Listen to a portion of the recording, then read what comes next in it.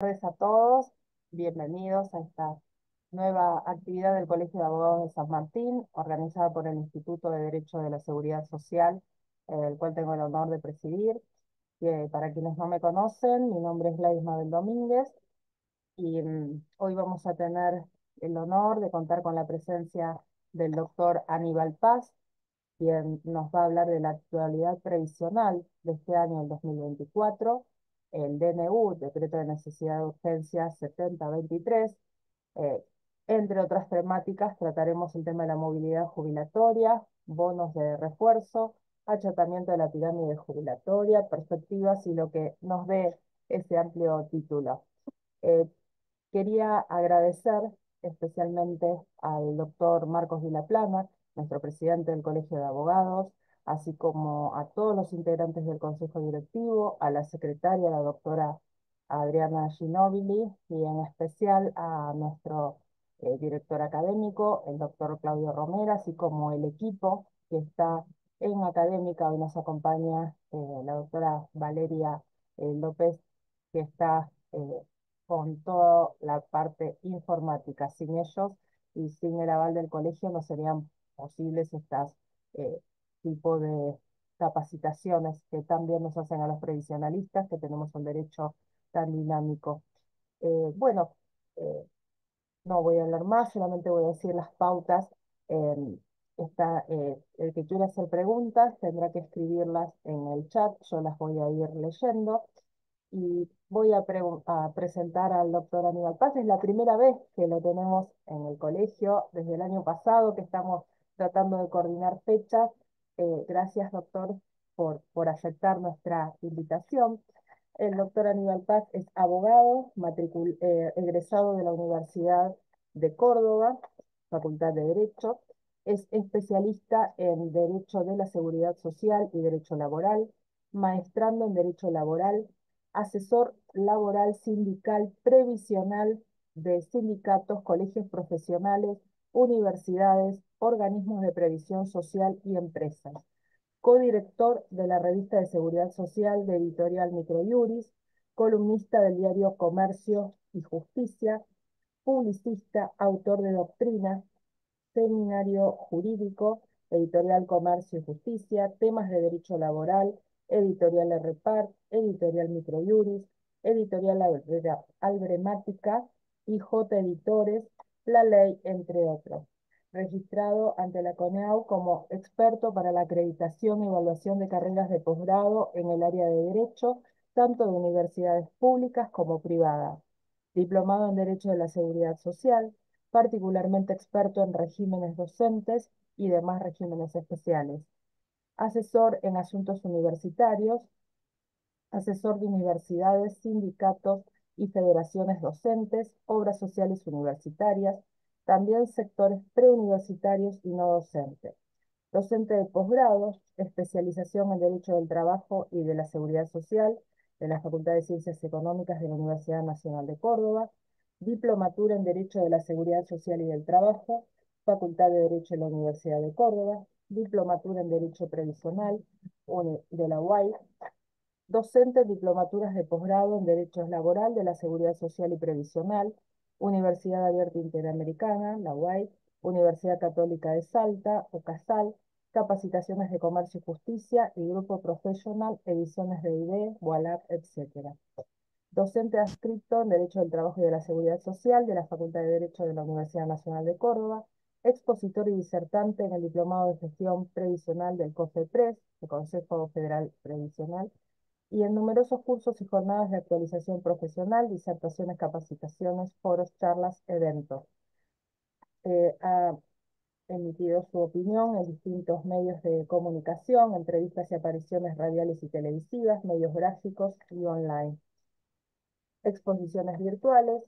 Además, es profesional responsable de websites y redes sociales jurídicas, director de Asesoría Legal y Auditoría Interna de la Asociación Gremial de Docentes de la Universidad Tecnológica Nacional, apoderado de la Universidad Nacional de Río Cuarto, asesor en la Comisión de Seguimiento e Interpretación del Convenio Colectivo del Sector Docentes Universitarios y Preuniversitarios, ex asesor de la Caja de Jubilaciones y Pensiones y Retiros de la provincia de Córdoba para armonización del sector docente, ex asesor de ONGs ambientalistas. Y bueno, sigue el currículum, pero lo sintetizamos lo más que pudimos. Muchas gracias por estar, gracias por aceptar la invitación y bueno, te cedo la palabra. Bueno, muchas gracias por esta larga introducción, gracias por la invitación. Y bueno, hoy vamos a hacer un encuentro que yo quiero que sea un encuentro ameno, una charla, una jornada de actualización. Vamos a exponer algunos de los temas que nos preocupan a todos en estos momentos, que son estos proyectos de ley, estas cosas que están dando vuelta ahora y que repercuten en nuestra materia.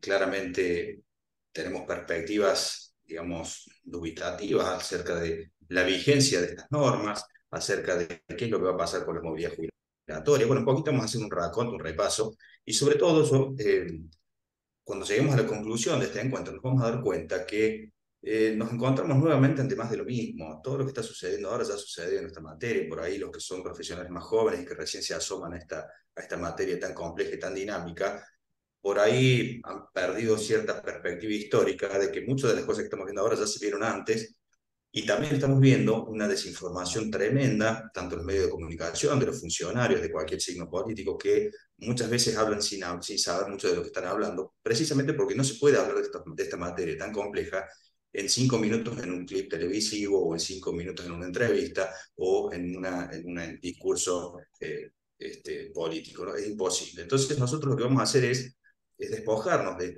los prejuicios políticos para analizar desde un punto de vista positivista, digamos. ¿Qué es lo que ha sucedido en materia de jubilaciones y pensiones en nuestro país en los últimos 20 años? Para que veamos desde dónde arrancó la movilidad y cómo llegamos hasta hoy. Y sobre todo para que tengamos la perspectiva de que la movilidad no es una foto del momento, no es la foto del gobierno actual o del gobierno que terminó en diciembre, sino esto es una continuidad. Para aquel que no lo sabe, no lo tiene muy en claro, las movilidades, el valor de la PBU, el valor del haber jubilatorio máximo, la jubilación mínima, son valores que vienen de arrastre, que vienen acumulativos en el tiempo. Entonces nos tenemos que retrotraer hasta el origen de nuestros tiempos para ver dónde está el problema. Y vamos a ver que el problema lo hemos encontrado a cada paso que hemos dado en esta materia, desde, digamos, le pongamos un corte temporal, desde la crisis del 2001 para acá, para que entendamos todo de qué es lo que estamos hablando. Entonces, vamos a hacer esto, vamos a repasar lo que está dando, lo que está rondando hoy, y esto nos va a dar pie para analizar un poquito cómo están las jubilaciones ahora, por qué se ha llegado a este problema y qué perspectiva tenemos ahora en lo inmediato. Así que sin más, vamos a hacer un pequeño raconto. Esto ya la verdad que ustedes lo conocen de memoria porque todo lo que ha pasado con el DNU y con la ley ómnibus es archiconocido.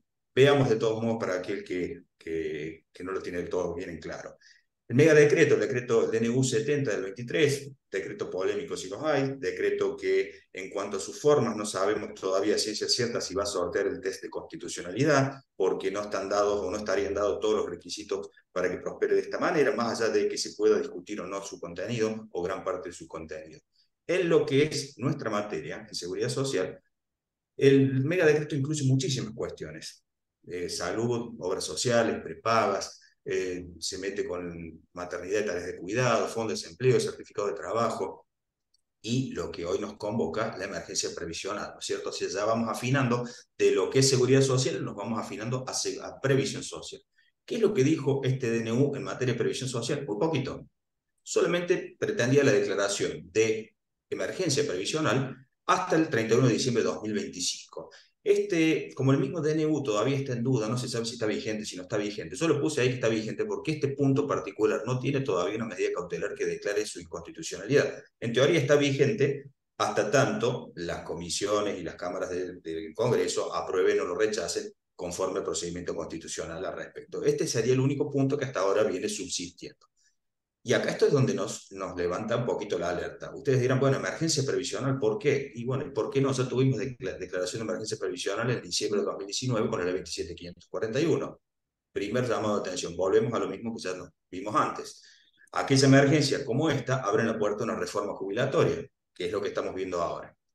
En materia de seguridad social, en materia de jubilaciones y pensiones precisamente, esa declaración de emergencia, que es lo único previsional que tiene el megadecreto, nos lleva a la ley ómnibus, a la ley de bases. La ley de bases también, un proyecto que ya sabemos que ha fracasado, pero dentro de ese proyecto se encontraban claramente un montón de previsiones, muchas discutibles, algunas no. La cuestión es que fracasó. Pero ¿qué es lo que nos importa acá a nosotros? ¿Qué es lo que nos interesa? La emergencia previsional dio pie a el cambio en la movilidad jubilatoria, pero acá es donde empiezan los verdaderos problemas. La emergencia previsional que la ley, el DNU, establecía hasta el 31 de diciembre de 2005, quedó incluida también dentro de la ley de bases y se le agregó la posibilidad de hacer una prórroga por 2 años más. Y acá tenemos un llamado de atención. La pretensión de emergencia era por todo el mandato del actual presidente, entonces ya tenemos un problema ahí latente, ¿no es cierto? La suspensión de movilidad es lo que pretendía esta ley de ómnibus. Bueno, la suspensión de movilidad es lo mismo que sucedió en la ley 27.541 en diciembre de 2019, o sea que acá tenemos un claro espejo de lo que sucedió en aquel momento y que nos llevó luego a las movilidades por DNU durante 2020. ¿Cómo terminamos después de las movilidades de 2020? Mal. Es de esperarse que terminemos de la misma manera si aplicamos la misma receta. Entonces, por lo tanto, no parece ser la mejor solución posible ir a estas movilidades por DNU durante un periodo tan largo de discrecionalidad. Entiéndase bien, que la movilidad se otorgue a través de un mandato legislativo por DNU, en sí mismo, eso no podría ser malo, digamos, neutro. Ahora, sabemos cómo se va a otorgar y para qué se va a otorgar. Se va a otorgar para un ajuste fiscal, para equilibrar las cuentas y claramente se va a otorgar de manera tal que pague menos que la inflación para ajustar a los jubilados, que es lo mismo que ya sucedió. No nos olvidemos que la movilidad por decreto tampoco fue una innovación del periodo 2020. Esta movilidad por decreto nosotros ya la tuvimos por un periodo muy extenso entre el 2004 y el 2009. Entonces aquí empiezan los jóvenes que no se han asomado a la parte histórica todavía, vamos viendo que tenemos errores históricos que se van repitiendo.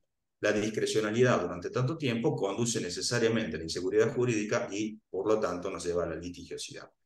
En ese tránsito ya lo hemos pasado 2 veces en los últimos 20 años y este podría ser un tercer periodo. De momento, esto ha quedado congelado. Ahora, ¿a quiénes alcanzaría la movilidad esta por decreto? Bueno, a los regímenes generales, pero tengan presente también que hay un régimen especial que está anclado en la movilidad del régimen general, que es de los investigadores y científicos. Eso tenemos que tenerlo en cuenta. Los regímenes especiales de docentes y de universitarios tienen índices propios, que ya vamos a ver más adelante.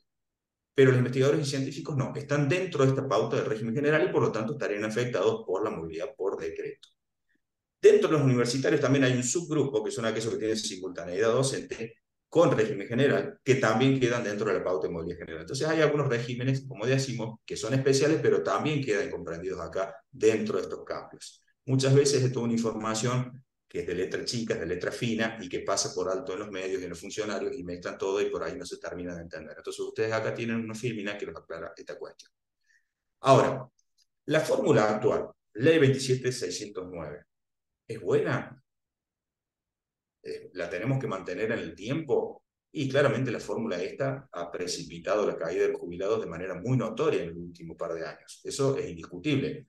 Prueba de ello es la necesidad que ha tenido el Estado de otorgar bonos de compensación a las jubilaciones más bajas. Nosotros tenemos bonos consecutivos que se han otorgado a las jubilaciones mínimas y en algunos casos hasta dos mínimas desde septiembre de 2022 a la fecha. Es decir, ya llevamos más de 20 meses de bonos consecutivos. Mejor testimonio de lo pésimo que está esta fórmula no hay. Es más, si hacemos y escarbamos un poquito más, tenemos bonos discontinuos desde el año 2019 que se dan a esta fórmula, a estas movilidades, a estas jubilaciones mínimas. O sea que ya desde 2019 tenemos bonos por la fórmula anterior y por la fórmula nueva. ¿Está? Entonces es un problema que se viene dando de manera muy extendida. Este problema de dar bonos a las jubilaciones más bajas también genera otro cuestionamiento. Las jubilaciones se van achatando. Aquellas que no reciben bonos tienen menores aumentos que las que reciben bonos. Claramente esto es el famoso problema del achatamiento de la pirámide de las jubilaciones. Y ustedes me dirán, doctor, ¿pero esto es algo nuevo? No, esto es Badaro. Esto es Badaro. Para aquel que no lo sabe, Badaro es del año 2000. Nosotros tenemos Badaro 1 y Badaro 2, del año 2007 y 2008 son los fallos. Entonces imagínense lo viejo que es este tema y volvemos a lo mismo y pretendemos reintroducir estas cuestiones tal vez en lo sucesivo. Por eso, nuevamente, seguimos girando sobre viejas recetas que han fracasado y que aplicadas al mismo contexto van a volver a fracasar muy probablemente. No es que uno quiera ser portador de malas noticias, pero la realidad indica que si no cambia lo que tiene que cambiar, aplicar la misma receta va a obtenerse siempre el mismo resultado, ¿no? Entonces el deterioro de la fórmula actual es evidente, la movilidad actual no sirve, los bonos generan achatamiento, no compensan tampoco la inflación. Y es más, fíjense ustedes la paradoja. La fórmula está tan mal que podría permitir al Poder Ejecutivo dar movilidad por decreto que sea superior a la fórmula y aún así ajustar a los jubilados.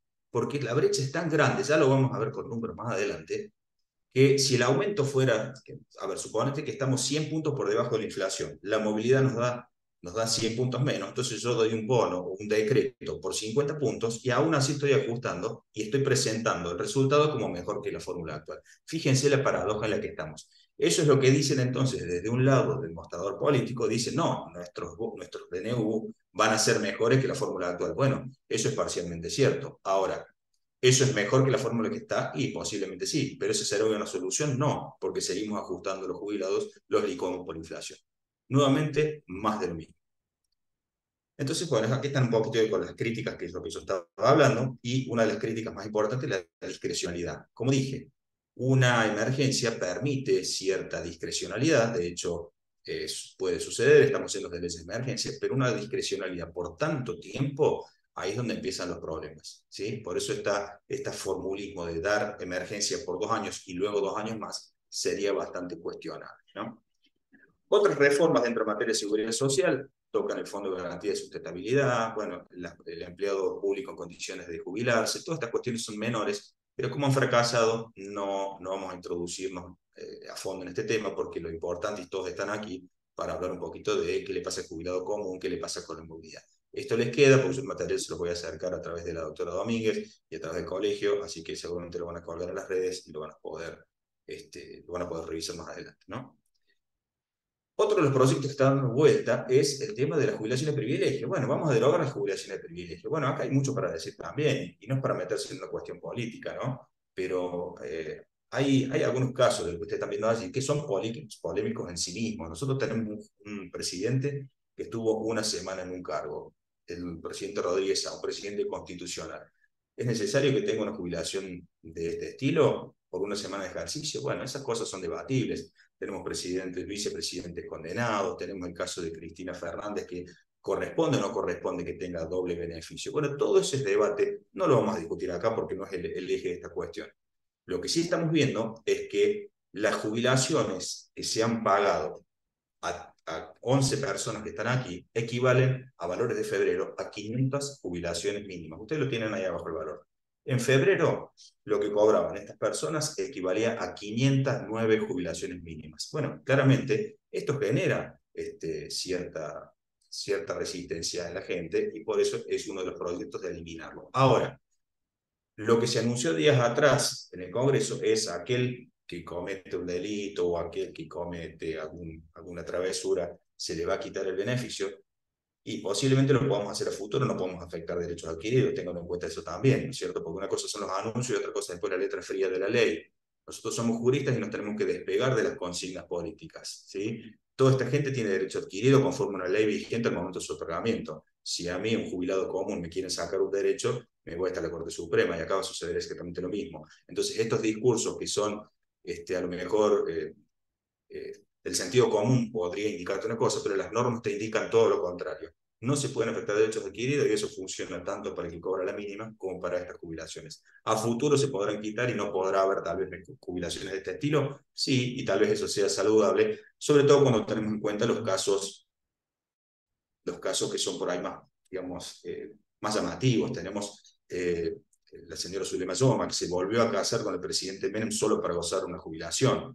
Él se había divorciado, se casó con otra persona y se volvió a casar nuevamente para gozar de esta prestación. Bueno, hay excesos, hay situaciones límite que nos llevan a esta discusión y claramente eso es lo que motiva a su remoción, ¿no?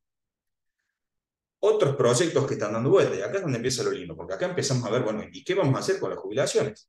Bueno, se ha dicho entonces que al fracasar este proyecto de ley ómnibus y al estar en duda este mega DNU, ¿qué vamos a hacer al respecto? Bueno, una de las ideas que se anuncian estos días es pagar por inflación. Bueno, a primera vista suena bastante bien. Nosotros estamos en un contexto altamente inflacionario, hace por lo menos un par de años que tenemos una inflación sumamente galopante. No es que no la hayamos tenido antes, sino que se ha pronunciado mucho en el último par de años. Y esto ha desnaturalizado todas las variables. Entonces, bueno, está bueno, parece, que vayamos a la movilidad por inflación. Pero acá nuevamente la historia nos empieza a hacer un poquito de ruido. ¿Ustedes recuerdan la ley 27426 del año 2018? ¿Qué tenía la ley adentro?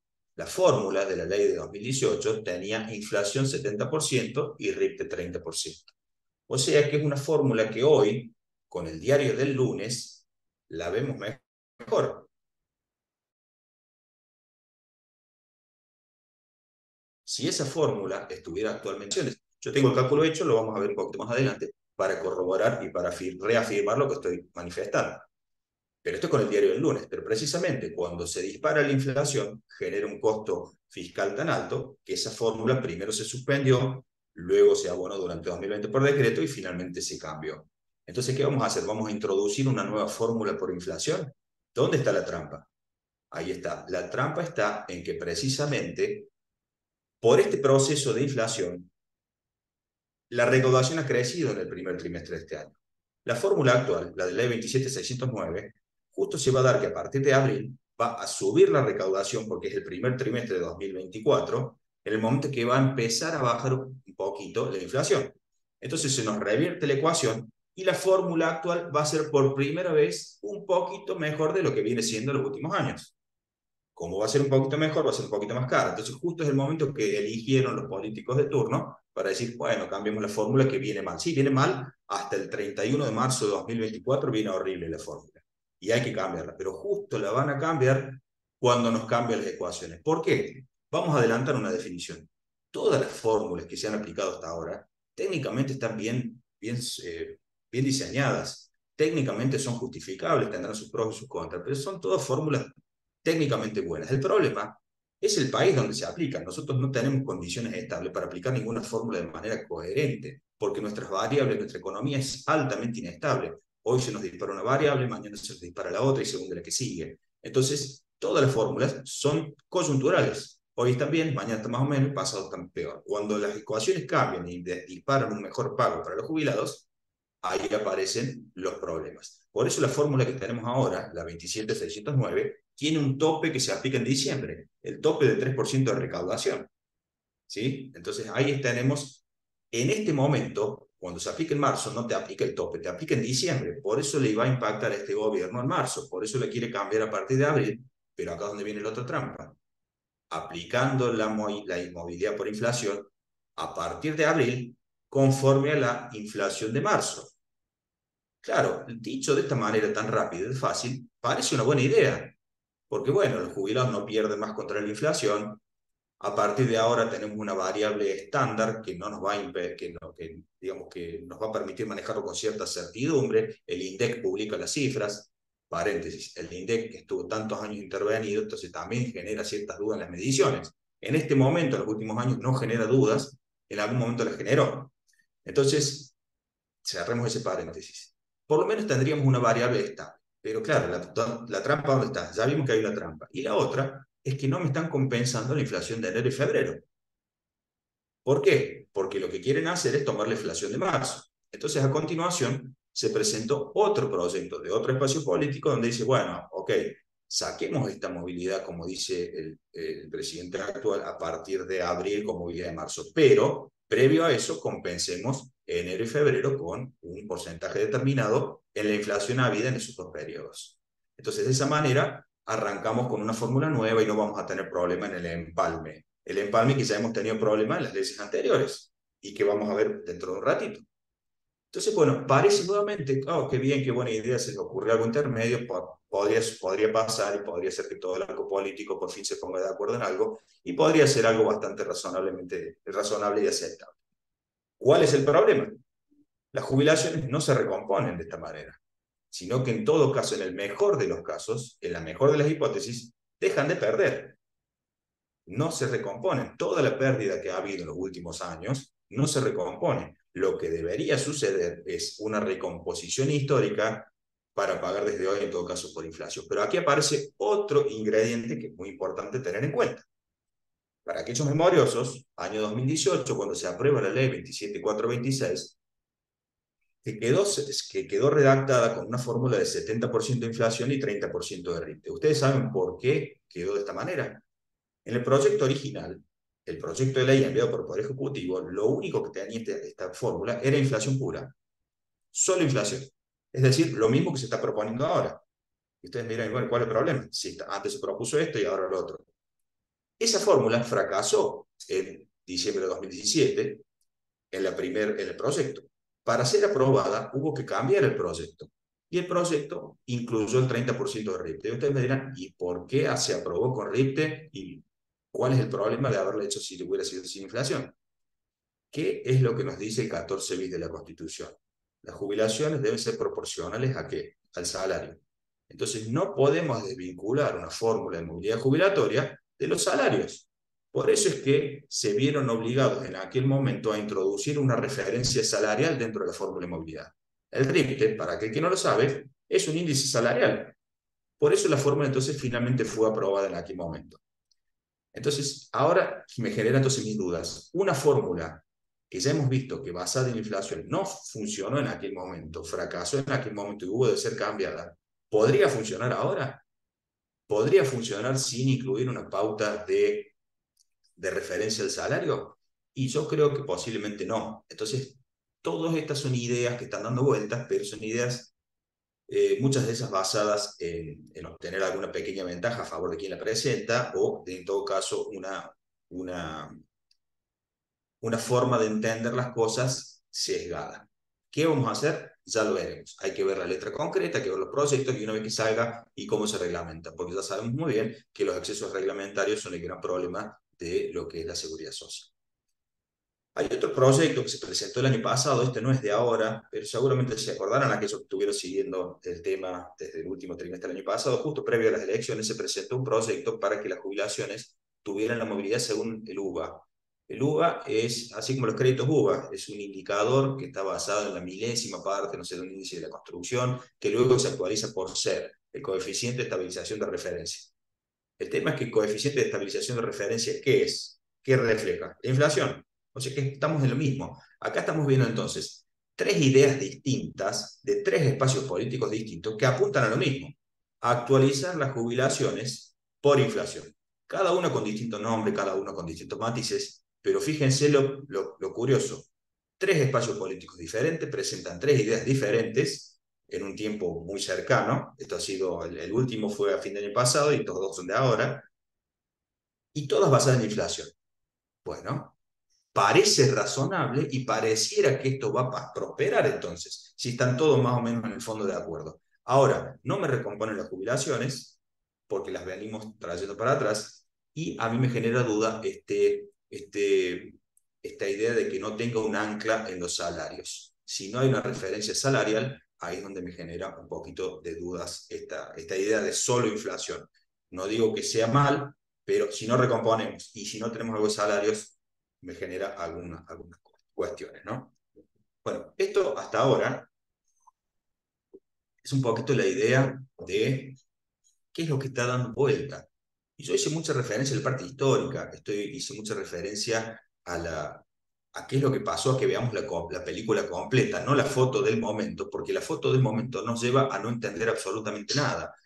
Y eso de no entender absolutamente nada está ayudado por las distintas tribunas de opinión, que hoy uno se pone en un canal, escucha una cosa, se pone en otro canal, escucha otra, en un clip de 5 minutos un funcionario dice alguna barbaridad, el otro lo contrarresta diciendo otra barbaridad peor, y la verdad que las únicas víctimas son los televidentes y los que miran esta cuestión. Nosotros si estamos acá es para entender esto en profundidad y para que podamos claramente llevar a los estrados de tribunales los planteos reales, concretos de nuestros clientes. 14 bis, lo conocen de memoria. Jubilación y pensiones móviles. Acá lo que vemos es dos cosas. No nos garantiza una fórmula concreta de movilidad de la Constitución. Eso lo tenemos que tener en claro.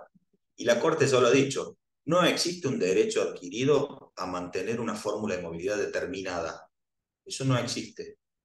La jubilación debe ser móvil, sí. ¿Qué significa movilidad? Significa que el estatus de jubilado, que se alcanzó una vez que uno obtiene la jubilación, su nivel de vida debe mantenerse a lo largo del tiempo. Entonces, la movilidad tiene la función de cubrirse frente a las contingencias económicas, fundamentalmente la inflación, claramente. Pero entonces, la movilidad debe permitir al jubilado mantener a lo largo del tiempo, durante toda su sobrevida, el mismo nivel de vida que alcanzó en el momento que se jubiló. Las jubilaciones, ya dijimos, deben ser también proporcionales y sustitutivas del salario, pero la Constitución no nos garantiza tampoco una tasa de sustitución determinada. Eso tenemos que también tener en cuenta. ¿Cuál es la proporción? El famoso 82% que todos los sindicatos quieren y que solamente algunos regímenes especiales han obtenido, no está garantizado constitucionalmente. Entonces eso es lo que tenemos que tener en cuenta. ¿Qué tenemos garantizado? Que el salario, que la jubilación sea proporcional del salario, después veremos en qué proporción, y tenemos garantizado que esa jubilación a lo largo del tiempo debe ser móvil, debe acompañar en cierta medida los vaivenes económicos para mantener el poder adquisitivo del jubilado. Ya se verá con qué fórmula. Por estos motivos es que han sido toleradas las reformas en sí mismas. Todas las reformas que hemos visto en los últimos años, todas han sido toleradas. Lo que se ha dicho es que en los empalmes o en la forma de aplicar o en un momento determinado ahí es donde viene el problema. Entonces, como les dije al principio, todas las fórmulas tienen un diseño razonable, todas son cuestionables hasta cierto punto, pero todas son toleradas por la justicia. El problema es cómo las aplicamos, desde qué punto las aplicamos. Para aquellos que manejan un poquito más de números, un poquito más de estadísticas, saben muy bien que una misma estadística, depende de la fecha de corte que tomamos, se puede presentar de manera favorable a una idea o de manera desfavorable a esa misma idea. Entonces, de esto se trata un poquito esta materia, ¿no? Rápidamente hacemos un repaso de qué pasó con la movilidad desde el 94 para acá. Ustedes se preguntarán, ¿por qué desde el 94 y no desde el 1910? Bueno, porque el 94 es cuando nace nuestro sistema actual, la ley 2441, que es más o menos el que ordena nuestros regímenes actuales. Después pasó a llamarse CIPA, pero más o menos lo mismo. Podemos hacer la historia para atrás si quieren, pero lo dejamos para otro momento. Del 95 a 2009 había una ley de movilidad, la ley 24463, la ley de solidaridad previsional. Déjenme hacerles un paréntesis acá. Los que estamos en esto hace rato, sabemos que cada vez que una ley, un decreto, una resolución habla de solidaridad, fortalecimiento, sustentabilidad, esas son palabras, son eufemismos para referirse al ajuste de los jubilados. Esto es algo que uno ha aprendido a lo largo del tiempo.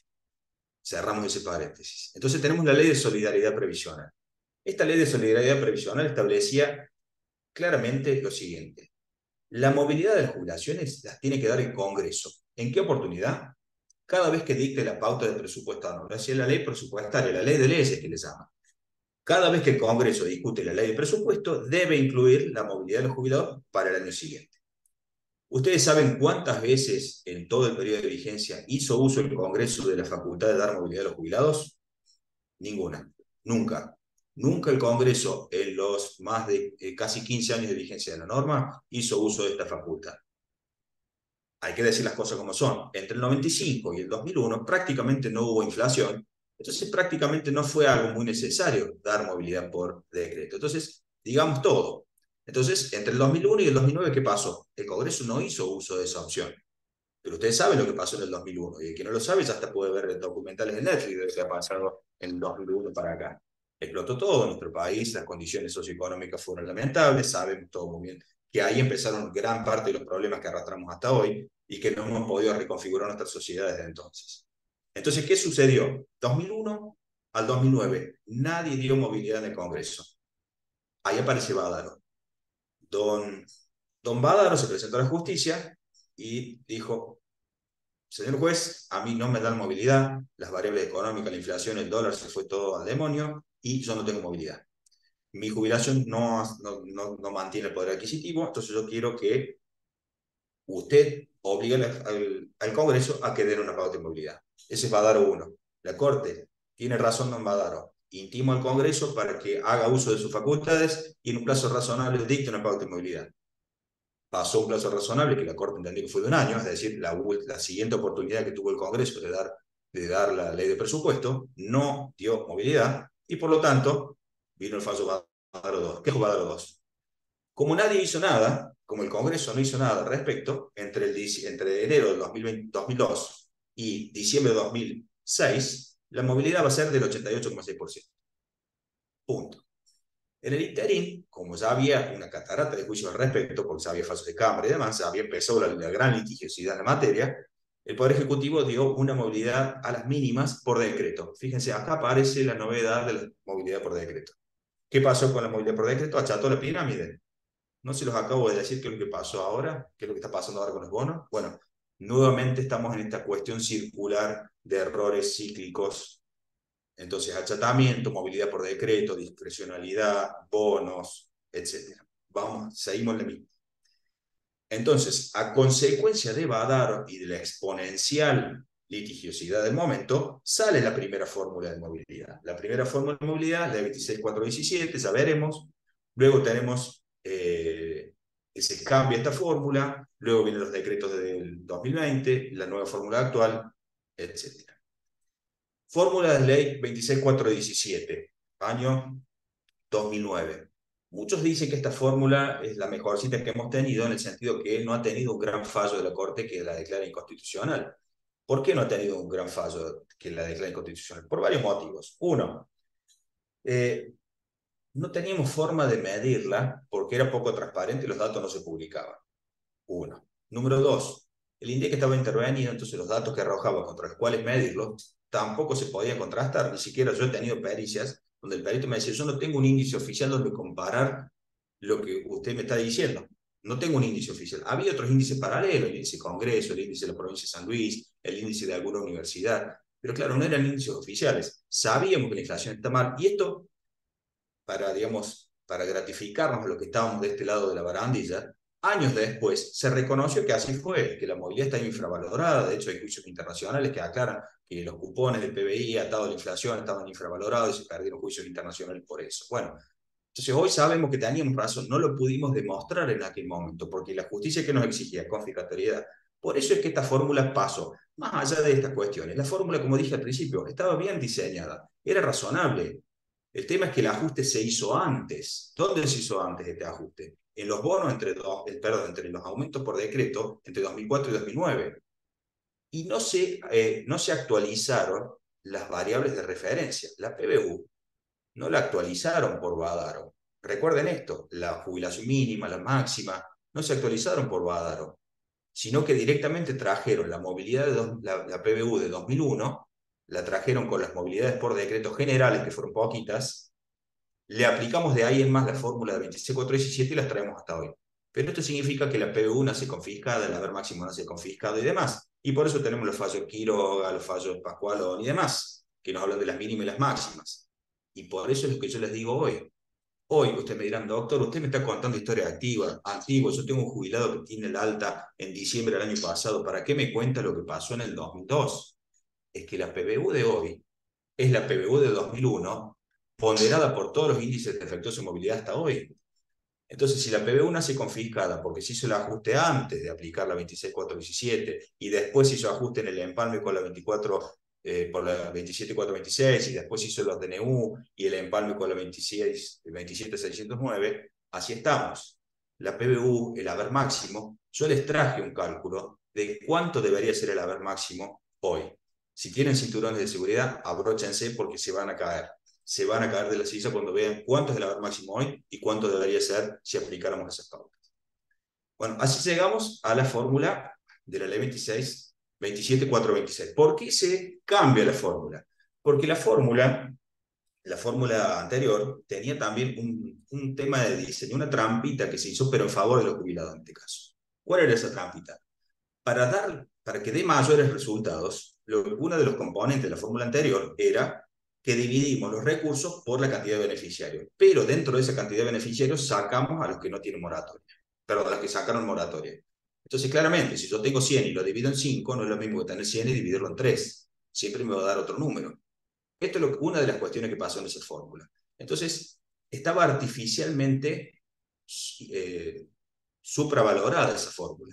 Dio mejores resultados. Después, como yo les dije, las distintas variables económicas coyunturalmente hicieron que En 2014 la fórmula perdiera contra la inflación y creo que también en 2016. O sea que la fórmula esta le ganó a la inflación, paréntesis, medida por un índice intervenida, cerramos paréntesis, le ganó la inflación durante todo ese periodo, salvo en 2014 y 2016, si no me equivoco. Entonces fueron dos periodos que no le ganó. Pero el problema es que estaba escondido bajo la alfombra el tema de la gran cantidad de jubilados por moratoria. Entonces, en el momento que, como dije al principio, las variables del TIR se dieron un poco de vuelta, se acomodaron, al gobierno de turno le tocaba aplicar una fórmula que justo en ese momento se iba para arriba. ¿Qué hace el gobierno? Cambia la fórmula, claramente. La fórmula esta fue tolerada por la justicia, ya dijimos, no hay derechos adquiridos para mantener una fórmula, se puede cambiar, esta fórmula tiene un buen diseño, es razonable, ya vimos, tiene inflación, tiene RIPTE, pero ¿cuál es el problema? Para el momento de su aplicación, en marzo de 2018, ya estaban devengados todos los parámetros para medir la movilidad de marzo del 18 conforme a la fórmula que se estaba derogando. Y aparte, pasamos de una forma semestral a una trimestral. Y entonces, si nosotros aplicamos la fórmula desde marzo, estamos omitiendo la compensación de un semestre, sí, o de un trimestre, perdón. Entonces, esto es lo que ha sucedido. La justicia ha declarado inconstitucional la fórmula, no en sí misma, sino en su aplicación en el mes de marzo. La justicia ha tolerado que la fórmula está bárbara, pero a partir de junio. ¿Cuál es la conclusión? En marzo de 2018 tenía que pagarse, conforme a la fórmula derogada, 14,56% y se pagó 5,71%. Esos son casi 10 puntos de ajuste a los jubilados. Ahí tenemos el ajuste de 2018. ¿Está? Y entonces ahí tenemos nuevamente el ajuste de la PBU y el ajuste del haber máximo, que ya lo venimos arrastrando del ajuste previo de 2004-2009. Y le sumamos el 2018. Bueno, y seguimos así. Justamente cuando este gobierno sanciona la norma pensando que iba a domar o domesticar la inflación, algo que claramente no sucedió. Por eso la sanciona con inflación. Como después no se podía pagar, el gobierno siguiente, ¿qué es lo que hace? Lo primero que hace apenas asume, la suspendemos. Pero el gobierno la suspende por decreto en vez de derogarla, porque eso después fue motivo de declaración de inconstitucionalidad. La suspende, aplica los DNU, en marzo de 2020 aplica DNU 2,3% más suma fija. Otra vez el problema. Acá tenemos nuevamente el achatamiento, porque esos 1.500 pesos, esa incidencia de los 1.500 pesos en los distintos haberes, implica un aumento diferente para todos. Entonces, las jubilaciones máximas subieron un 3,6% y las jubilaciones mínimas un 11,56%. Tenemos entonces acá nuevamente un problema de achatamiento. ¿Les suena? Ya lo vimos con los decretos de 2004 a 2020, a 2009, lo estamos viendo en 2020 y lo vamos a ver, lo estamos viendo ahora con los bonos. ¿Sí? Es que hasta ahora, marzo de 2024, tenemos bonos. Entonces, lo estamos viendo en tres periodos distintos, el mismo problema. Aplicamos entonces la misma receta al mismo problema y no podemos pretender entonces encontrar resultados diferentes. Además, en marzo de 2020 nos encontramos con este preciosismo. Las distintas variables se actualizaron por distintos índices. Fíjense qué belleza. Entonces hoy tenemos, a partir de ese momento, tenemos como una fecha de quiebre además. Hay una quiebre en la relación, porque antes, por lo menos, con ajuste, ya vimos dos periodos con ajuste, pero todas las variables se actualizaban igual. Ahora no, en marzo de 2020 no. El haber máximo, 3,76, la PBU solo 2,3, pero las jubilaciones mínimas 12,96, las bases imponibles 12,96, la actualización de las remuneraciones 9,38, las bases imponibles 9,38, o sea, una cuestión, y los índices, los universitarios, por ejemplo, fíjense esta particularidad. En marzo de 2020, el haber jubilatorio máximo estaba en 105.000 pesos. Lo redondeamos en 100.000 para hacer un cálculo rápido. Un docente universitario que estaba cobrando 99.000 pesos estaba por debajo del tope. No tenía tope. La jubilación máxima, dijimos, estaba en 100.000. Pero la jubilación máxima subió, ¿dónde está? La jubilación máxima subió 3,76. Pero el haber de esta persona subió 30,64. Entonces el haber máximo pasó de 100.000 a 103.000 y la jubilación de esta persona pasó de 99.000 a 130.000. Una persona que siempre había venido por debajo del tope queda topeada. Artículo 9 de la ley 24.463. Así es como empezamos a ver todo este tipo de distorsiones de manera exponencial. Ya sumamos 2 periodos de ajuste más las distorsiones que estamos viendo acá. Sigamos en esta belleza, en esta delicia que nos otorga el sistema previsional argentino.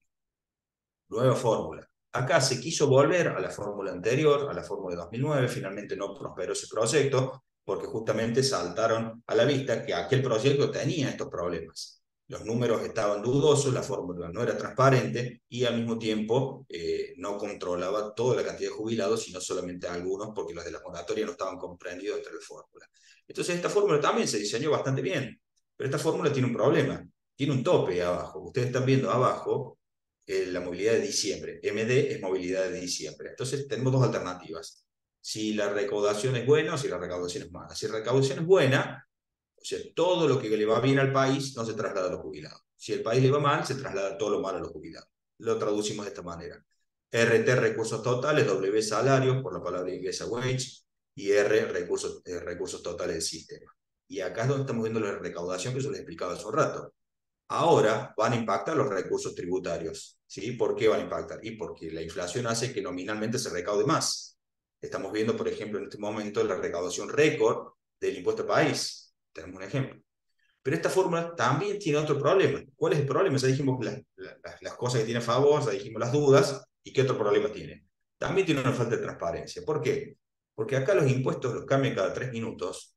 Entonces, cuando se diseña la fórmula, se diseña con ciertos impuestos, con ciertas asignaciones específicas de estos impuestos, y cuando la queremos analizar meses después, nos damos con que esos impuestos cambiaron, se dejaron de coparticipar, o se coparticipan, o suben uno y bajan otro, o se crean nuevos impuestos. Por lo tanto, ¿cómo calculamos la recaudación? Hay una fórmula, hay una reglamentación que habla de que se debe hacer a valores homogéneos. Es decir, si un impuesto salió y hoy se metió otro nuevo, no puedo calcular, no puedo mezclar peras con manzanas. Entonces, ¿qué es lo que hace el sistema? Calcula conforme a cómo hubiera sido la fórmula si se hubiera mantenido todo igual. ¿Dónde están esos números? No lo sabe absolutamente nadie. ¿Cómo los calcula? No lo sabe absolutamente nadie. Esta es la falta de transparencia que tiene el sistema. Entonces, por eso, esta fórmula es compleja, por eso no se conoce hasta último minuto cuánto va a pagar, y por eso ustedes vieron que las consultoras, los que publicamos muchas de estas cuestiones, no sabemos bien cómo calcularla porque no tenemos esa referencia de cómo hace la homogeneización, cómo se hacen bien los cálculos para determinar el aumento. Por eso a veces las previsiones que se hacen algunas semanas antes, después le agarran por 3, 4, 5 puntos de diferencia, porque no tenemos esa forma de calcularlo exacto. Y los números esos parece que están bajo llave. Yo mismo he pedido acceso a la información pública al respecto y hasta el día de hoy no he obtenido respuesta de cómo se calcula esa homogenización. Eso no se sabe, no lo sabe nadie. Vamos a otro problema. Marzo 2020, ya vimos DNU 163, 2,3% de aumento más suma fija. Pero esa suma fija fue evolucionando a lo largo de 2020 conforme movilidad también, o sea, lo que eran 1.500 pesos, con las movilidades del año terminó en 1.756 pesos. ¿Qué hacemos con esa suma fija? Antes de aplicar la movilidad nueva, lo que dice la ley es absorbamos esa suma fija, una parte en la PBU y el resto a prorrata entre PC y PAP. Bueno, una complicación innecesaria que nosotros nos pusimos en ese momento, salieron mal las liquidaciones en ANSES al principio, tuvieron que reliquidar, no sé si se acordarán, no en todos los casos, pero hubo un gran problema con las liquidaciones en ese momento, pero finalmente llegamos a eso. Y acá nos volvemos, me faltaba este pedacito. En paralelo tenemos las movilidades especiales. Los docentes tienen un índice que se llama RIDOC, que es un índice salarial, los universitarios RIDUN, salvo los universitarios que tengan simultaneidad, en ciertos casos de simultaneidad, porque hay distintos casos de simultaneidad. Los investigadores y científicos, ya les dije que en todos los casos se rigen por la ley general, salvo marzo de 2020, precisamente, que se rige por una resolución del Ministerio de Trabajo, la resolución 39. O sea que los científicos tienen la misma secuencia normativa que el jubilado común, salvo el marzo de 2020. Otra distorsión del sistema. Luz y fuerza, evolución salarial, y los diplomáticos y magistrados es otro problema aparte, porque hubo una reforma del 2021, recuerden también. Entonces, esa reforma hace que depende de la fecha de alta tengan movilidad de acuerdo a la evolución salarial del cargo que se tomó al momento de jubilarse, o a la evolución salarial del promedio de los cargos que se toman al momento de jubilarse. Toda una complicación. Ahora, yo hace un rato les adelantaba qué hubiera pasado si se seguía aplicando la fórmula esta de la inflación, para que veamos realmente qué tan mal están las cosas. La fórmula fue derogada, entonces claramente esto es un ejercicio teórico, ¿no? Ustedes saben muy bien que los fallos que han declarado la inconstitucionalidad de los DNU lo que hacen es directamente aplique la fórmula durante 2020, la fórmula suspendida, pero durante 2020. O en todo caso, dice, antes de aplicar la nueva ley, compense lo que no se pagó por la suspensión, porque dice que es una suspensión, terminada la emergencia, hay que recomponer. Eso es más o menos lo que dicen los fallos. También hay un fallo Caliba de Salta que dice, bueno, usemos la ley de alquileres como referencia, la evolución de la ley de alquileres. Bueno, tenemos como esas tres formas de declarar inconstitucionalidad. Pero, ¿qué pasa si lo hubiéramos traído hasta hoy esa fórmula? Hoy tenemos todas las variables para calcularlo fácilmente, porque el índice de inflación del IPC y el RIPTE se siguen publicando, entonces es muy fácil de calcularla, 70% de RIPTE, 30% de RIPTE, 70% de inflación, cualquiera se puede sentar a hacer este Excel que yo acabo de hacer acá. Bueno, esta fórmula, fíjense que nos daría muchos mejores resultados. Vamos a movilidad de marzo de 2024, vamos a la última que tenemos así. La ley vigente arrojó un 27,18% de inflación a partir del 1 de marzo. La jubilación mínima quedó en 134.000, la máxima en 904.000. ¿Qué hubiera pasado si todo este tiempo se hubiera aplicado la ley anterior, la 27.426? Bueno, hoy tendríamos una mínima de 138.580 pesos y hoy tendríamos una máxima de 1.015.000 pesos. Bueno, esa es la lógica. Y esto claramente, cuanto más inflación tenemos, más se va a notar esa diferencia. Entonces, por eso yo les decía hace un rato que con el diario del lunes vemos mejor hoy esta fórmula que se derogó. Es decir, que aquella fórmula hubiera sido mejor en este momento. Bueno, son estas cosas que tienen los números y las estadísticas, ¿no? Pero ahora les quiero llamar la atención sobre otro tema. A raíz de todas estas distorsiones y todo este merengue hermoso que estamos comentando, ustedes me dirán, si yo les pregunto, ¿la PPU qué es? ¿Qué significa PPU? Prestación básica universal. Dirán, doctor, si todo el mundo lo sabe. Y si yo les digo, ¿y cuántas PBU hay? Una sola, doctor, usted está mal, tómese un buen café porque se está durmiendo a esta hora, doctor. No, no, hay dos PBU. ¿Cómo es eso? Se produce en el régimen de los investigadores. Y fíjense por qué. En febrero de 2021 nosotros dijimos que había una suma fija que se debía absorber en la PBU, no les acabo de mencionar, previo a la aplicación de la ley de movilidad actual. ¿Cómo surge este problema? En marzo de 2020 se pagó 2,3% más una suma fija de 1.500 pesos. Pero los investigadores, como eran del régimen especial, no podían tener su fórmula de movilidad suspendida. ¿Qué se diseñó entonces? Se diseñó entonces lo siguiente, vamos a pagarle a los investigadores el RIPTE del tercer trimestre de 2019, que es ese 938 que nosotros vimos más atrás, que es ese 938 que ustedes tienen acá. Los investigadores, como única excepción en toda la historia, tuvieron un 9,38% de aumento. Eso es el tercer trimestre del RIPTE del año 2019. Ese 938 también es testimonio de lo mal que estaban los DNU, porque el DNU, el 2,3% de aumento, compensaba la inflación habida entre enero y marzo de 2020. Y a los investigadores acá le están compensando el tercer trimestre de 2019. ¿Por qué? Porque esa era la secuencia de la ley que se suspendió. Entonces a todos los jubilados al pagar el 2,3% les confiscaron un trimestre, ¿no? Pero bueno, este ya es un problema ya de la fórmula anterior. Pero a lo que iba acá. Los investigadores entonces no recibieron suma fija, recibieron 9,38. Pero al resto de los jubilados le dieron esos 1.500 pesos que por movilidad llegamos a marzo de 2021 con una cifra de 1.756 pesos. Parte se absorbe en la PBU y parte prorrata entre PC y PAC. Bueno, ¿qué hacemos con los investigadores?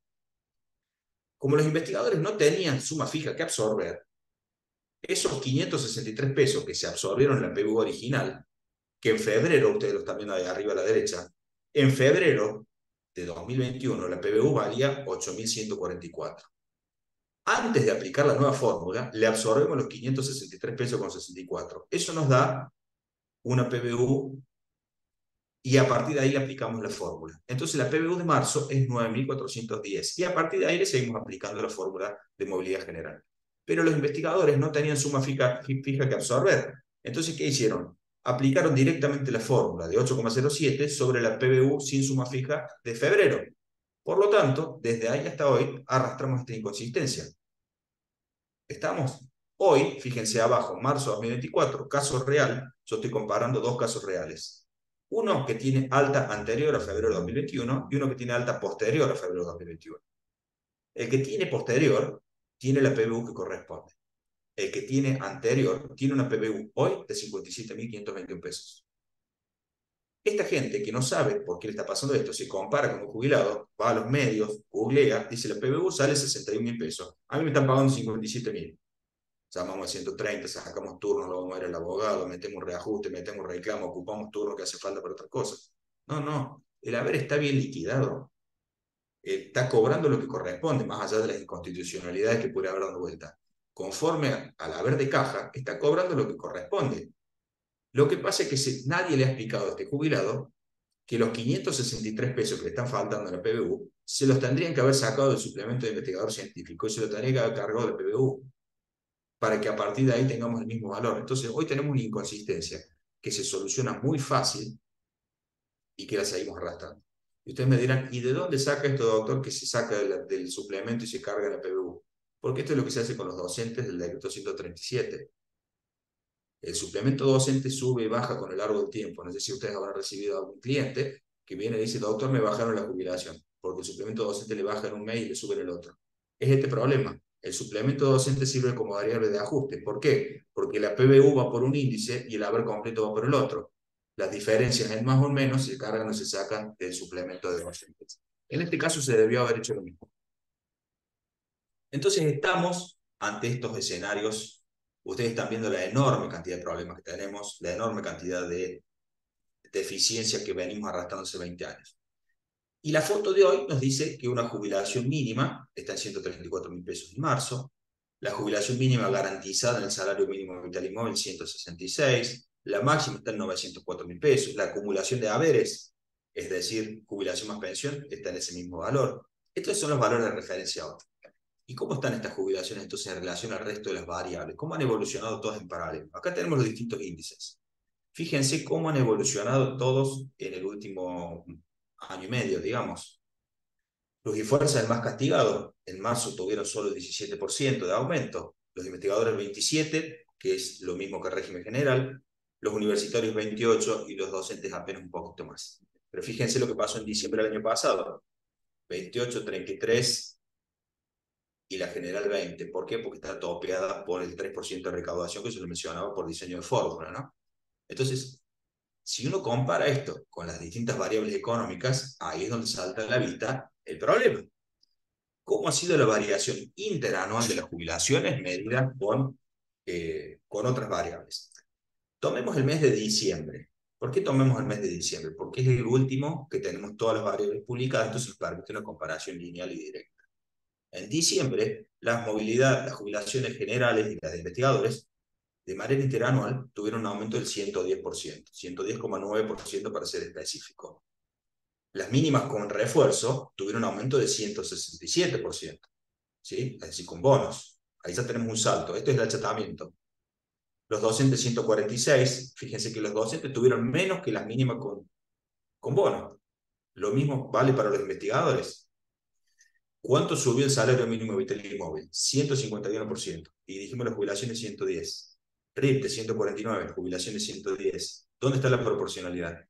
No es que debe haber una relación entre los salarios y las jubilaciones de acuerdo a la Constitución. Bueno, eso en los números en la realidad no existe. Entonces acá estamos viendo motivos para litigar. Acá tenemos párrafos para meter en nuestras consideraciones. Acá las jubilaciones están por debajo de todas las variables. Tenemos los salarios medidos por INDEC y medidos por el Ministerio de Trabajo, RIPTE y salarios INDEC. Tenemos un salario mínimo vital y móvil. ¿Cuánto fue la inflación en ese periodo? 211% medido en diciembre. 100 puntos de diferencia porcentuales en el año perdida por las jubilaciones con respecto a la inflación.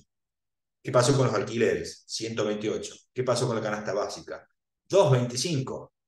La canasta básica, midámosla con las jubilaciones, 225 contra 110. Y tengan presente que esta es la canasta básica total, no es la canasta básica del adulto mayor, que todavía es más cara. Si lo traemos hasta hoy, veamos en marzo qué tenemos publicado hasta marzo. Veamos el índice de inflación de febrero, de enero, que es el último que tenemos. 254 contra 110. Veamos cómo va a resultar en marzo. Y más o menos lo mismo. Fíjense que aún nos falta la medición de febrero de inflación y la medición de marzo. Y las jubilaciones de todas ellas van a estar congeladas en un 129, 177, 164 hasta mayo. Hasta mayo no tiene más aumento de los jubilados y nos faltan 4 meses de compararlo con la inflación. Entonces, claramente tenemos escenarios litigiosos. ¿Qué perspectiva nos espera de todo esto? ¿Es cierto entonces lo que dicen que esta fórmula no está mal y hay que cambiarla? Claro que es cierto que hay que cambiarla. Esta fórmula no funciona. Claro que sí. Ahora, ¿cómo? ¿Por decretos discrecionales? Ya me hace ruido, ya vimos lo que pasó. ¿Por cuánto tiempo discrecionales? ¿En qué medida? Hace ruido. ¿Por inflación? Sí, podría ser, suena razonable, pero ¿y los salarios? ¿Y qué hacemos con la inflación? ¿Vamos a recomponer estos 100 puntos perdidos y recién arrancamos con la nueva fórmula? ¿O arrancamos con la nueva fórmula habiendo confiscado los haberes? Todo esto es lo que nosotros tenemos que pensar. Acá, ¿qué tengo acá? Miren, hice un simulador. Esto yo lo voy a dejar disponible el enlace, eso está disponible en nuestra página de Instagram, ahí tienen. Si no, se los dejo también con la doctora Domínguez. Es un simulador. Ustedes cargan ahí el dato en amarillo. Busquen el sueldo bruto de un jubilado en agosto de 2022. Ahí están las explicaciones al costado. En el caso puse un jubilado de 110.000 pesos en agosto de 2022. Hoy está ganando 394.000. Tuvo un aumento en todo ese periodo de 258%. ¿Qué pasa? Este jubilado no recibió bonos. Vamos a ver qué pasó con cuánto tendría que estar cobrando si hubiera recibido los mismos aumentos que recibieron los que tuvieron bonos. Recuerden que dijimos que tenemos bonos continuos de refuerzo provisional desde septiembre de 2022 a marzo de 2024. ¿Qué hubiera pasado en este escenario? 444% de aumento. Es decir, que esta persona, si hubiera recibido los mismos aumentos que recibieron la gente que tuvo bonos, hoy estaría cobrando 599.000 pesos. Es decir, hay una diferencia de 205.000 pesos entre un valor y otro. Fíjense cómo estamos. Pero nosotros dijimos que hay un achatamiento. Cuanto más alto el haber, más amplia es esa diferencia. Veamos un poquito más. Acá yo les pongo el ejemplo de alguien que en el mismo simulador, una jubilación de 300.000 pesos. Alguien que está alcanzado por el tope. Artículo 9 de la ley 24.463. En este caso yo cargo el monto bruto de agosto del 22, tenía 300.000 pesos de jubilación. Hoy está cobrando una jubilación de 1.074.000 pesos. A ver, quiero aclarar, no sé si lo hice antes, todos los valores mencionados son brutos, ¿no? Hoy, entonces, una jubilación de 1.074.000 pesos. Aumentó 258% en todo este periodo, entre agosto de 2022 y marzo de 2024. ¿Qué pasa si le hubiéramos dado aumentos igual que los que recibieron bonos? El aumento hubiera sido el 444%, entonces hoy estaría cobrando jubilación de, miren bien, 1.634.474 pesos. Acá abajo al costado, ustedes están viendo, fuera del cuadro, unas notas. Ese es el tope del artículo 9 de la ley 24.463, es decir, la jubilación máxima. Como estos casos se trata de un régimen general, nadie puede cobrar más del máximo. Entonces, en este caso está cobrando 1.400.000 pesos. Ahora, ya les adelanto, vamos a verlo enseguida, el tope del artículo 9 también está infravalorado. Y eso es lo que yo les dije antes, que se pongan el cinturón de seguridad. ¿Qué es lo que va a pasar? ¿Cómo debería ser el tope si no estuviera confiscado? ¿Cómo sería el tope si hoy hubiéramos aplicado BADAR o los distintos empalmes y los bonos hasta hoy? Entonces, claramente esta persona no estaría cobrando bonos, no estaría siendo recortada. En el caso de los investigadores y científicos, recuerden que tienen una deducción por escala de deducción y no se aplica el tope. Hagamos otra comparación. Muchos hablan de comparar las jubilaciones con el dólar y compararlo con moneda fuerte extranjera. Bueno, pero nosotros hemos encontrado que existe una moneda fuerte local. Entonces permite superar cualquier prurito de anclarse en una moneda extranjera. El argentino oro. ¿Qué es el argentino oro? El argentino oro es una moneda fuerte que tiene más de 100 años de vigencia en nuestro país y que todavía se utiliza y se cotiza. El BCRA publica trimestralmente la cotización del argentino oro y se utiliza mucho en el código aeronáutico y en el código de la navegación. eso que nosotros tuvimos en la facultad y nunca más volvimos a tocar, bueno, ahí están los parámetros de referencia. El argentino ahora entonces lo podemos cotejar. ¿Cuánto valía una jubilación mínima en argentinos oros ahí tienen, noviembre de 2001? Valía 2,37 argentinos oro. Hoy, la jubilación mínima equivale a 0,35 argentino oro.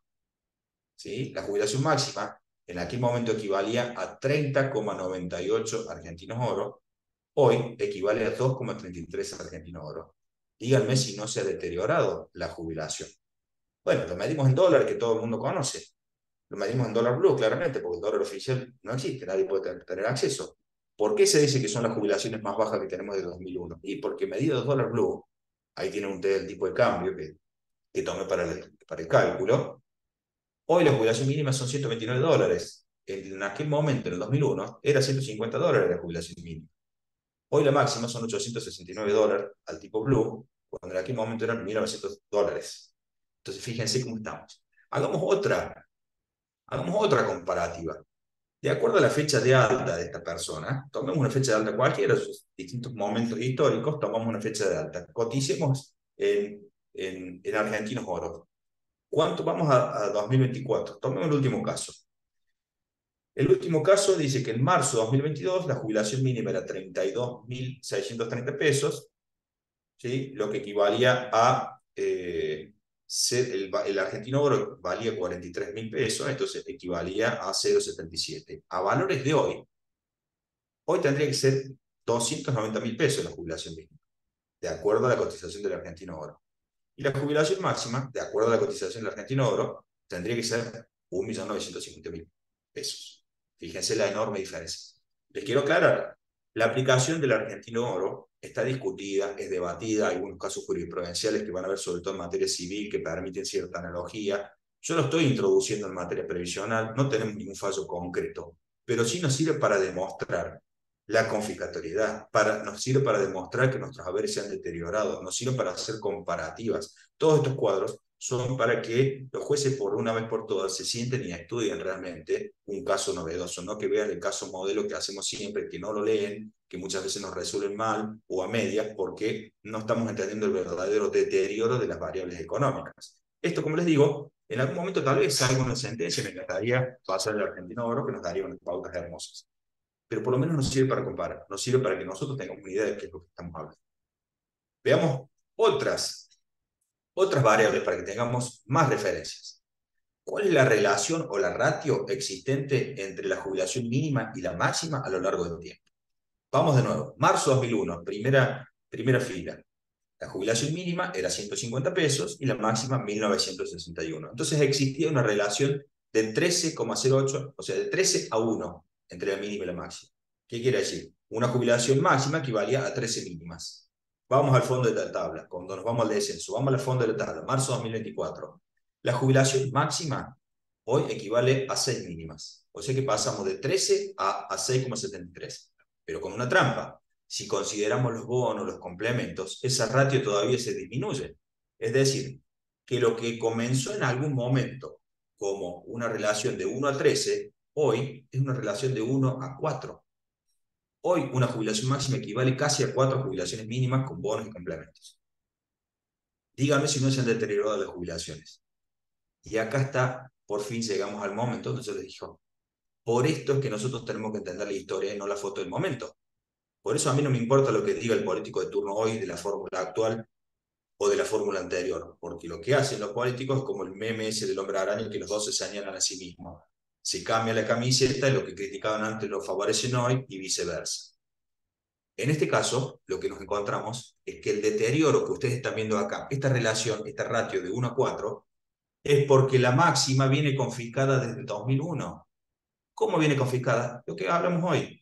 Ajuste por decreto 2004-2009, empalme 2018, de los DNU marzo 2020, empalme 2021 y los bonos ahora y las sumas fijas. Todo eso nos lleva a este resultado. Y acá es donde yo quiero que se abrochen los estudiantes. Porque, ¿qué es lo que hice acá? Este es un ejercicio que ya nos permite hablar claramente de confiscatoriedad y esto yo lo llevo, claro, todo el tiempo lo llevo a los juzgados. Porque yo trabajo mucho con docentes, trabajo mucho con haberes jubilatorios especiales, que normalmente están afectados por el tope.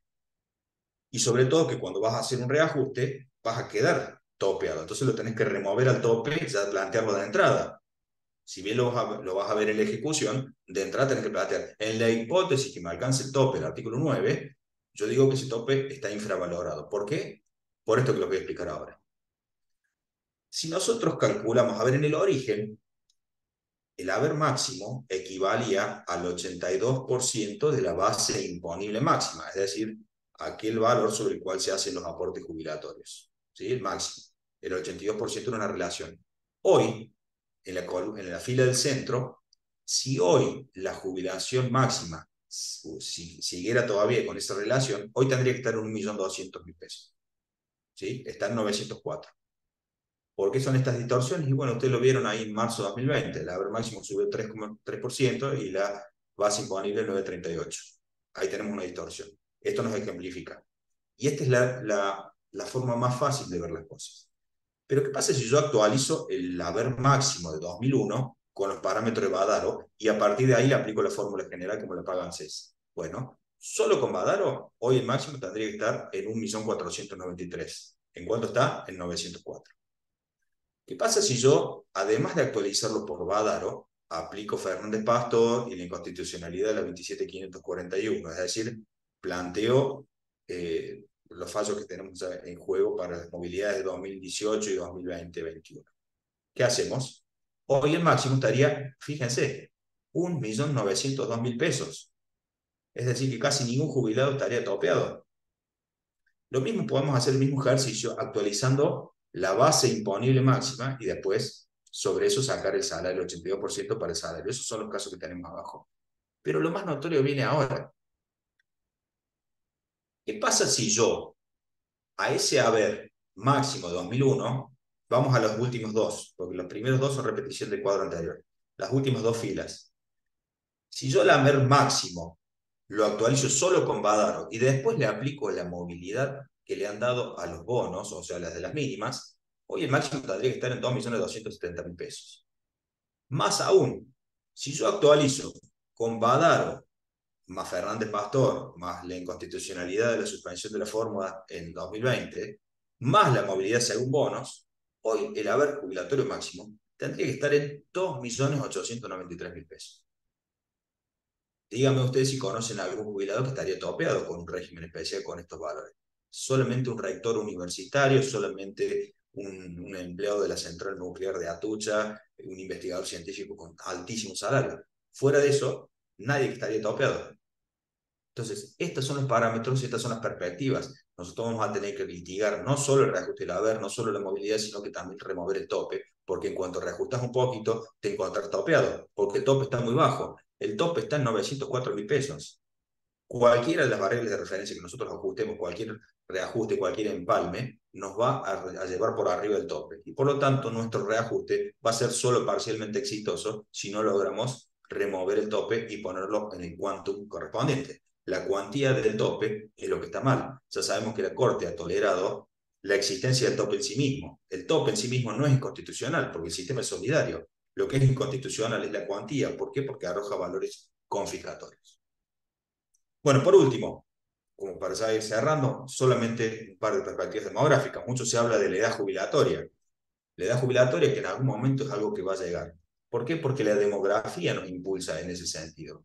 Nosotros sabemos muy bien que la expectativa de vida ha crecido. El bono demográfico que llaman los expertos en la materia, el bono demográfico que está atravesando nuestro país, se va a acabar. El bono demográfico, según los demógrafos, es aquel momento determinado en el cual una sociedad determinada tiene más cantidad de gente activa que pasiva. Nuestro bono demográfico se va a empezar a acabar y va a terminar alrededor de 2050, en tan solo 25 años. ¿Qué significa eso? Que a partir de ese momento vamos a tener más gente en edad inactiva que activa. Los pocos que van a quedar trabajando van a tener que sostener más pasivos. ¿Qué implica esto? Implica más presión sobre el sistema de jubilación y pensiones, problemas de sostenibilidad financiera. Necesariamente vamos a tener que ver qué va a pasar con la edad jubilatoria, cómo van a ser las jubilaciones. vamos a tener que incentivar el ahorro personal, tenemos que reevaluar los programas sociales. Fíjense en nuestras pirámides demográficas. Allá, en 1953, en Argentina, teníamos 18 millones de habitantes, el 4%, 4,4% de la población mayor de 75 de edad, era el 4% de la población. Y la población económicamente activa, fíjense, era muy amplia. Nosotros tenemos aquí claramente una pirámide, pero veamos qué va pasando con el tiempo. 2023, año pasado, pasamos del 4% de población de mayor de 65 años de edad al 11% en 50 años. En 50 años se nos fue a más del doble, casi, sí, casi el triple, el ratio de personas mayores de 65 años de edad, es decir, personas que están gozando de la jubilación, personas que requieren asistencia de los sistemas de seguridad social, personas que tienen que sostener una población económicamente activa cada vez menor, porque al mismo tiempo se ha producido el decrecimiento poblacional por falta de los indicadores de natalidad. Nuestra sociedad argentina se va pareciendo cada vez más a la sociedad envejecida europea. Tenemos poca natalidad, pocos incentivos para la natalidad y al mismo tiempo mayor expectativa de vida y demás. Y acá es donde viene el problema. ¿Qué va a pasar en el futuro? 20 años en adelante. El 16,5% de la población activa, de la población será mayor de 65 años de edad. Y fíjense cómo se ha estrechado la pirámide que nosotros teníamos al principio. La base de esa pirámide es cada vez más chica. La población económicamente activa es cada vez más chica. Y la pirámide se hizo muy alta. Tenemos mucha gente que vive muchos más años. Tenemos ya supercentenarios. Para aquel que no sabe, supercentenario es aquella persona que tiene más de 105 años de edad. ¿Sí? Entonces tenemos ya supercentenarios. Y estamos teniéndolo en cantidad. Esto se va a ir pronunciando con el paso del tiempo. Entonces, si los problemas de hoy no los podemos resolver, mucho me temo que los problemas de mañana que están a la vuelta de la esquina van a ser mucho peores. No nos podemos poner de acuerdo para resolver una fórmula de movilidad jubilatoria que técnicamente es fácil de hacerlo, pero políticamente hay que sostenerla desde todos lados. Veo que va a ser muy, muy complicado el futuro que nos espera. Bueno, con esto yo termino mi exposición. Yo no sé, la doctora Gladys, si nos quiere hacer alguna pregunta o si habrá alguna pregunta interesante en el chat como para que podamos ver. Excelente, doctor Aníbal Paz, muy claro, impecable, y bueno, tenemos varios temas para reflexionar. En Me el chat, imagino. em, hasta ahora no han hecho preguntas. Les reitero que el PowerPoint hay que solicitarlo al mail académica@cason.org.ar. Ustedes envían el mail ahí y cuando esté disponible se lo adjuntamos. Bueno, te agradezco mucho. Estoy tratando de buscar alguna pregunta. No sé si alguno quiere escribir en el chat, tiene alguna duda. Ha sido un panel bien federal de varias provincias y de Salta, eh, también acá de Buenos Aires, de Junín, Bahía Blanca, eh, de Cava. Bueno, muchas gracias a todos los colegas que se han sumado a esta capacitación. Sí, ya el simulador, preguntan dónde lo encuentran en el Instagram. Ahí en el Instagram que está puesto ahí, yo lo voy a repostear ahora, está en un posteo anterior, pero para que no lo busquen, yo esta semana lo vuelvo a repostear. De todos modos está disponible en un posteo anterior porque esto te lleva a un simulador que yo lo voy actualizando constantemente. O sea, por más que se trate de un posteo viejo, el simulador está siempre actualizado conforme a la variable actual. De todos modos o lo subo en una historia para que entren al enlace. Después, o sea, nosotros vamos a subir a nuestro canal de YouTube, que quienes quieran suscribirse pueden hacerlo, donde va a estar toda la exposición y la pueden escuchar las veces que quieran, así como dice la doctora Andrea Rovera, la exposición fue un shock de realidad, realmente increíble lo que han sufrido los jubilados. Bueno, muchos agradecimientos del doctor Ana, la doctora Ana Rinaudo de Río Cuarto, muchas Ah, gracias a doctora Ana, gusto. Muchas gracias, Aníbal. Excelente, como siempre, muy claro.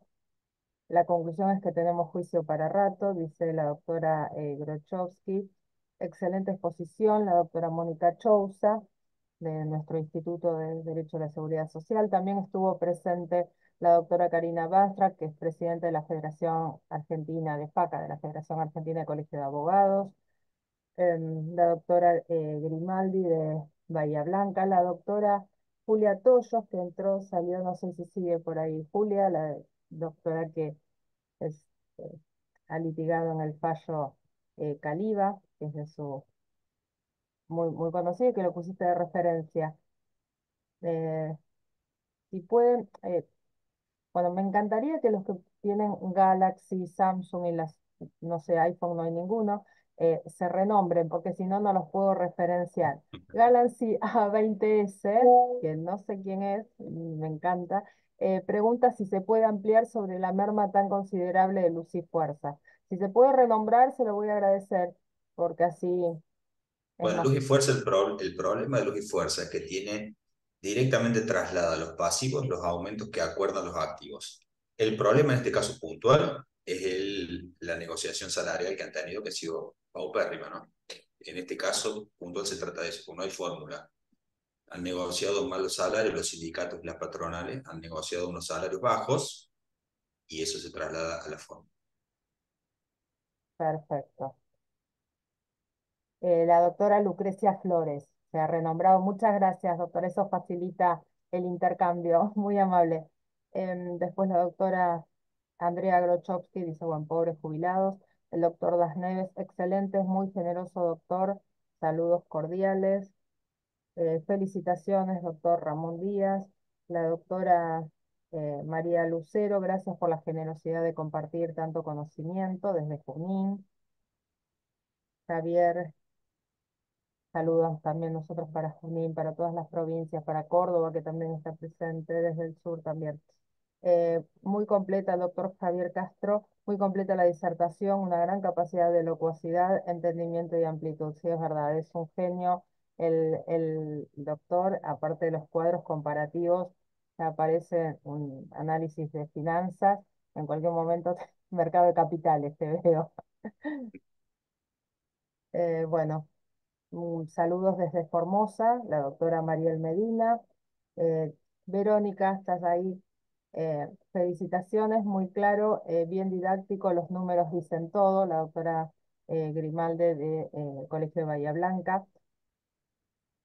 Julia, Julia que, bueno, a las doctoras Verónica Grimaldi, Julia Toyos, acá estoy, me sumé tarde, pero me encantó. Eh, ellos también manejan mucho el tema de números, si quieren agregar algo, les habilitamos el micrófono. Dicen la manito, ¿no? Ya andaban por ahí en otro grupo viendo el tema del humo, el IPC. Bueno, si no, no dicen nada.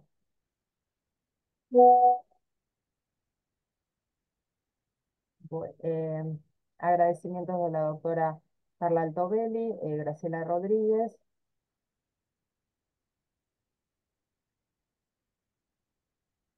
Julia, te habilitamos, a ver, le podemos habilitar el micrófono a la doctora Julia Toyos, que hace una acotación de luz y fuerza. También Ya puede desmutearse.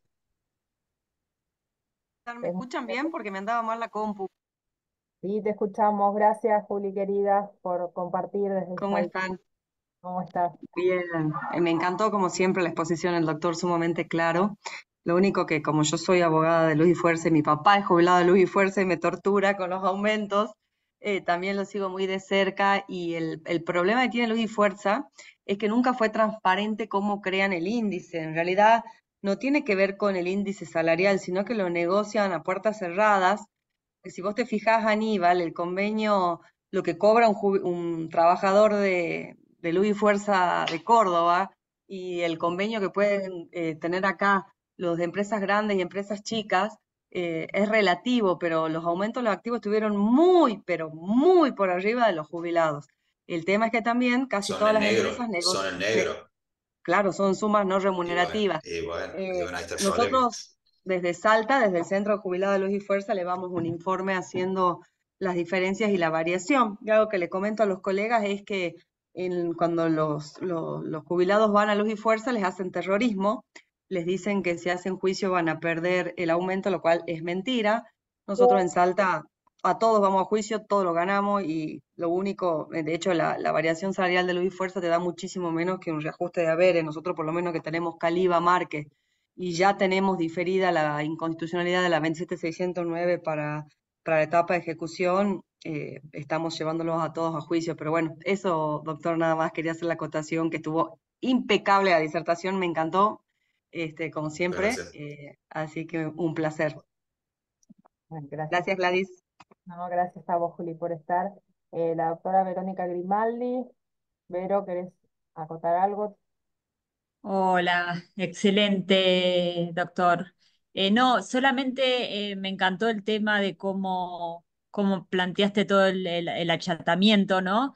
Y el tema del tope del haber máximo, y si a alguno le interesa, nosotros logramos acá en Bahía, aunque sea algo el fallo Tapia, que logren el aumento con el fallo Martínez del año 2020, es decir, que el tope hoy acá en Bahía del haber máximo tiene los aumentos de la 27426 hasta diciembre del 2020.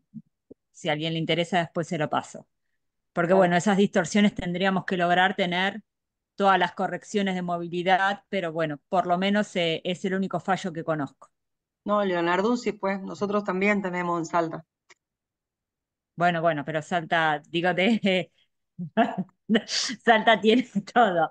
No, digo, No, bueno, pero hemos logrado que entiendan que al tope se le tiene que dar la misma movilidad que al haber. Era algo que para nosotros era lógico, pero parece que del otro lado del mostrador costaba que entiendan, y fue una batalla que se logró ganar y es importante. Más allá del fallo Martínez de la doctora Grimaldi, que solo a la doctora Grimaldi le puede pasar que le dé 14,9 para probar la confiscatoriedad, si movilizaba le daba, así que eso sí está bueno para plantear. Perfecto, lo del excelente el fallo de Bahía también. Si querés, Vero, me lo pasás y yo lo adjunto con este material. Eh, Tiene levantada la mano la doctora Lucrecia Flores. No sé si quiere escribir la pregunta por el chat, es algo muy concreto porque ya estaríamos con el tiempo. Sí, doctora. Hola, disculpen, tengo buenas tardes, doctores. Bueno, felicidades a todos por la organización de esta excelente convocatoria. Y quería puntualmente, para no extenderme mucho, a la doctora Gladys, creo que hizo este valioso aporte sobre los trabajadores de luz y fuerza, si podría compartir alguna jurisprudencia que acabe de mencionar, le agradecería muchísimo. Disculpen que tengo el internet un poco con mala señal, así que bueno, esa sería mi pregunta en realidad. Pedido. Sí, se va a adjuntar toda la documentación y digamos el PowerPoint con la jurisprudencia. ¿Mm? Bien, La muchas doctora gracias. Julia Toyos es la Muchas. que mencionó el fallo. Bueno, gracias. Y ella puso en el chat, gracias, doctor, excelente exposición. Bueno, gracias a todos por participar. Gracias, también hemos tenido una alta convocatoria de casi 114 personas.